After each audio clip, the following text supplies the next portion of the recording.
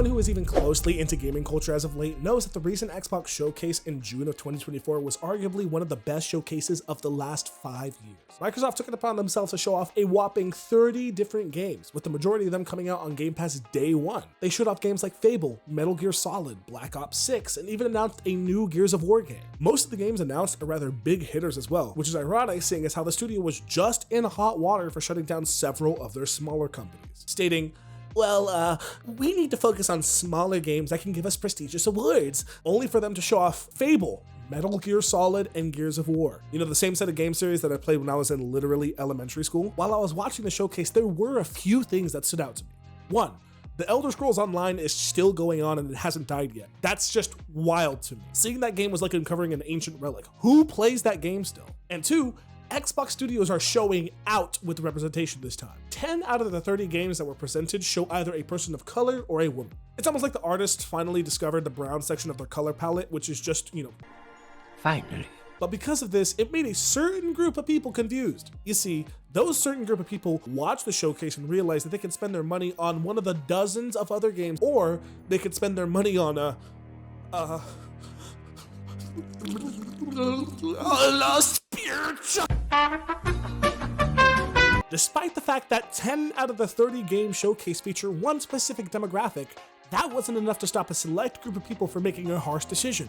And that was deciding, am I a victim or do I just hate the... You know what? Maybe I got it all wrong. When you look on the internet, one of the biggest things that this group of people is saying is, quote, black woman LOL pass. Woke, woke, woke, woke. Not really feeling the black ghetto vibe. Every single game. 3 games with the same character? Do all these have the same protagonist? I'm confused. Bro, there's like 5 new trailers with the same looking protagonist. And the more I thought about it, they're right. I just keep looking at the main characters inside of South at Midnight and Flintlock. The more I realize that their designs are just awful. I mean, I can't find a difference between these two characters at all. As long as you don't look at their clothing, hairstyles, entire facial structure, body design, their artistic direction as a whole, the combat, or the genre that they're just kind of in, I genuinely think these two women are practically twins. So now that I've seen the bright white light, I'm gonna make a compilation. Within it, the best video game protagonists of all time. I can guarantee you that within this list, I will only be providing real games with real protagonists that do not look the same. Here are my most treasured characters within video games. The first 3 spots are some of the most beloved characters within video games. These are the characters that defines an entire generation with their art style and gameplay. The first one is the one, the only, Joel Miller. Where to start with this character?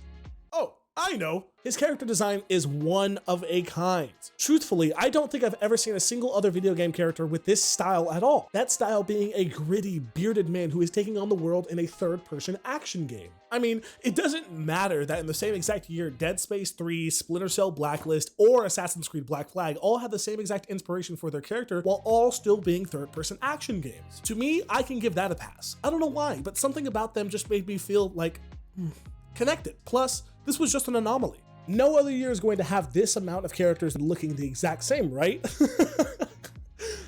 Right? Please tell me I'm right. Now, my next 2 favorite video game characters are going to be mashed up together. Arthur Morgan and the Ghost of Sparta. Now, what about these characters makes me like them so much, you might ask? Well, I'll tell you why. They are next generation characters. You see, God of War 2018 was the rewriting of a series, which resulted in us taking the old school hack and slash games and taking them to new heights the series has never seen. What did they change, you might add? Did they try and go down a different route and make a game that nobody has ever seen before? And the simple answer is, nope, they made a third-person action game. Once again, God of War's gameplay was so innovative that it changed the entire concept of over-the-shoulder games. I mean, prior to this game, I don't think I've ever seen a single game that played like God of War 2018, ever. And his new design? You guessed it.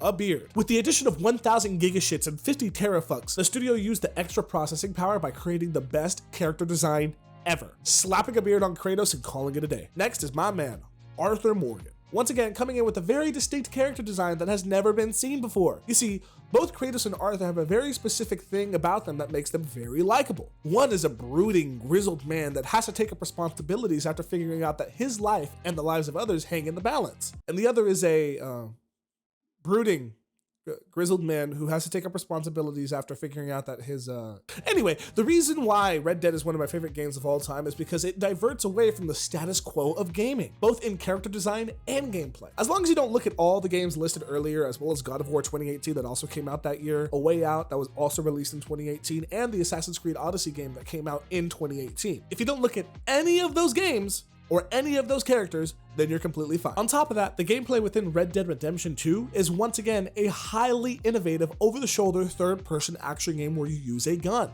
In God of War, you do the same thing, but instead you use an axe. See? It's totally different.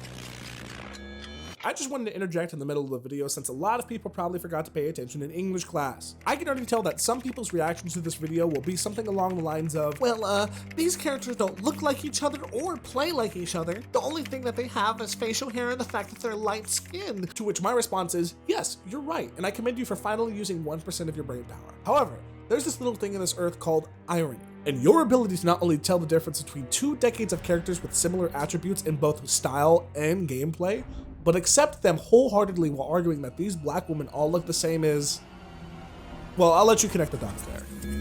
The final thing I'm going to be doing is creating one last compilation. I'm going to be going back all the way to 2004 and reliving all of my favorite characters throughout the last 2 decades. I'm going to try and keep it as close to that third-person brooding action style. Bonus points if they have a beard. Starting in 2023, we have Alan Wake 2, The Callisto Protocol, Resident Evil Village in 2021, AC Valhalla in 2020, Days Gone in 2019, Assassin's Creed Odyssey in 2018, The Evil Within 2017, Quantum Break, The Phantom Pain, Shadow of Mordor, Metro Last Light, Max Payne 3, Deus Ex, Red Dead Redemption 1, Resident Evil 5, Gears of War 2, Mass Effect, New Super Mario Bros., because I know for a fact that both of those guys are hairy as hell, The Punisher, and ending off with Half-Life 2.